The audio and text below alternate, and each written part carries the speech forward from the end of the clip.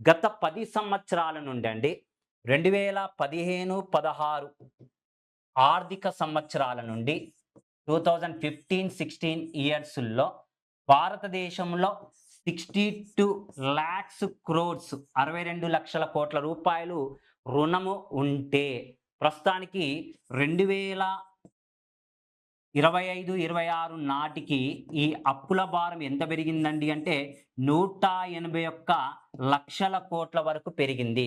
దాదాపుగా 192% రుణాలు అనేటువంటిది పెరగటం జరిగింది.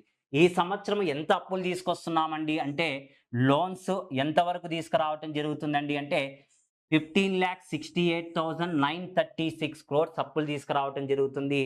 2026, 27 నాటికి ఇండియాలో 196 క్రోర్స్ 196 కోట్ల రూపాయలు రుణాలు 196,00,000 కోట్ల రూపాయలు రుణము ఉన్నట్లుగా మన నిర్మలా సీతారామన్ తెలియజేయటం జరిగింది. ఓకే. ఓవరాల్‌గా చూసుకున్నట్లయితే మన బడ్జెట్‌లో రాబడి కంటే వ్యయము ఎక్కువగా ఉంటుంది. ఓకే.